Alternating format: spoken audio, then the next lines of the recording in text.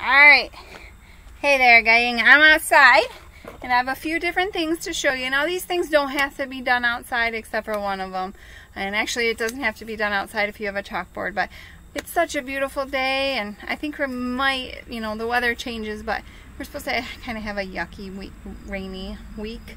So I'm not sure you're going to have time to do these, but maybe. So I just wanted to show you. It's summertime. We should be enjoying the outside, getting some fresh air. No matter if we're just sitting at home enjoying the day, which most of us are, because that's kind of where we're at right now, or if we're at a grandma or grandpa's or wherever, taking a walk in the neighborhood in our wheelchair, gait trainer, whatever. Just try and get outside. It's so good for us. So a couple of things you can do. Now, a lot of us, most of us, all of us aren't talking. We're making sounds and we're vocalizing, which is awesome. Some of us have some words. Some of us are trying so very hard and working so very hard on it, and we're getting there. But two things to work on. I got my other one over there I gotta grab, but is cotton balls. Now working just on bringing your mouth together and blowing out. So moms and dads, you can put it on the table, you can put it on the ground, you can put it in your hand, and they just work on. So just blowing them. You can have a race. Mom and dad could have one, and your kiddo could have one, and just practice blowing them. One is good enough.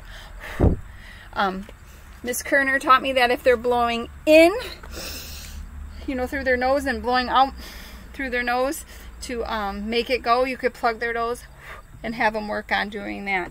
Bubbles. I guess bubbles are our other one that we have to do outside. See, Miss Jamie's prepared but not prepared. Bubbles are another great way to work on our motor skills. The kids love to put things not back how they should go. Alright, Miss Jamie's going to show you bubbles in a minute. I'm going to go grab the pinwheel.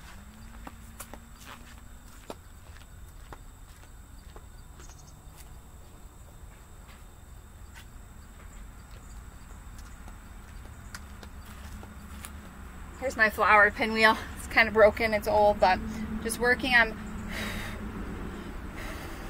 making it go. Miss Jamie can't do it. Now if you had a real pinwheel, this isn't really, it's more of a yard decoration, but the actual pinwheel, it would make it go a little easier, but just that blowing skill.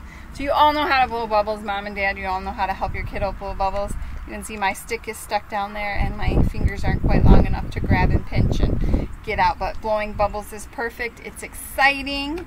You guys love to blow bubbles for your kids and let them pop it, but this is really for them to blow and make a big deal when they blow on it, and they blow it out. So those are some of the good exercises to do with your mouth. Help your speech and language.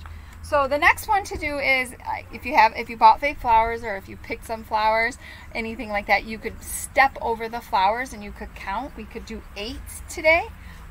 Sorry, I'm super itchy. But this is a great motor skill to work on, lifting up your legs. Now if you're hopping, you can hop. If you want to make an obstacle out of them, you can move them around, make them in different shapes. You could go around in your gait trainer, your wheelchair, practice on turning, practice on moving, going around. Or if you just want to put them in a straight line and step over them, practice on lifting up your leg and putting your legs down. 1, 2, 1, 2. A lot of us are still just working on that motion. So that's a great one to work on to help you. So I'm just going to lay out our flowers on the ground. I'm going to do 8 here. And moms and dads, if they have color, what you are laying on the ground has color. You could talk about, again, the color that you're doing. So let's see, 1, 2, 3, 4, 5, 6, 7, 8, okay? Make them far enough apart so that they can have room to step over them. So you could see it just looks like that. Hopefully you can see my flower goes up, but we're just practicing. 1, 2, 1, 2, 1, 2, 1, 2, 1, 2, 1, 2, 1, 2, 1, 2. We could go back and maybe we could even practice on bending down and getting them. So picking them up, 1, and giving them to mom. And they could, 2, 3, 4, 5, 6, 7,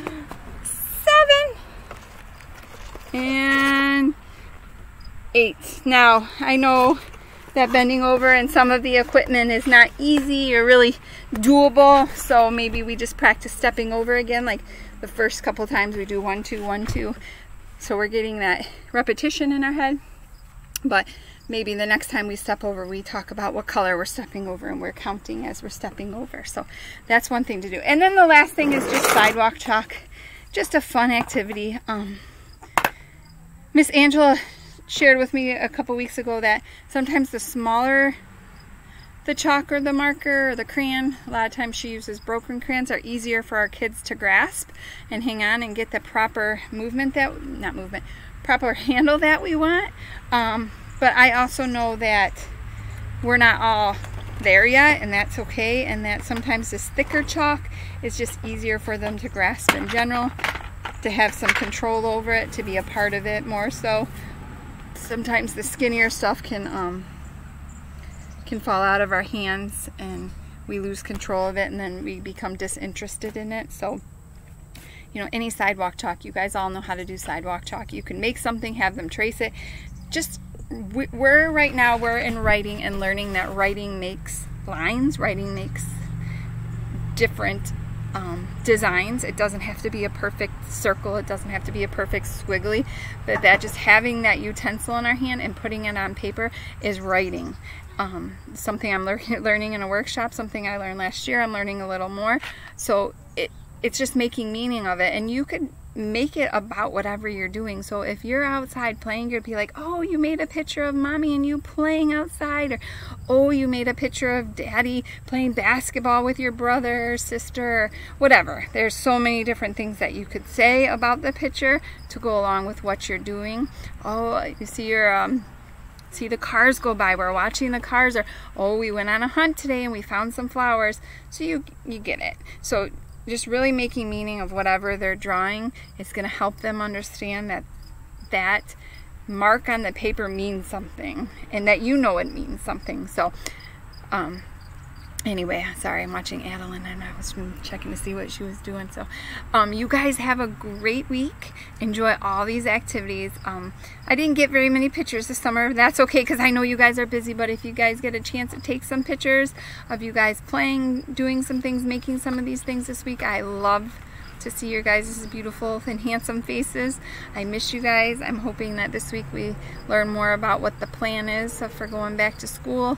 I know a lot of districts around us are choosing not to go back right away.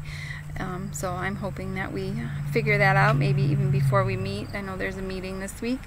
But that if we are back in school, I can't wait to see you guys, those of you that are coming, and you know, make it the best year that we can make out of what we have, and you know, we will stay safe and healthy the best we can.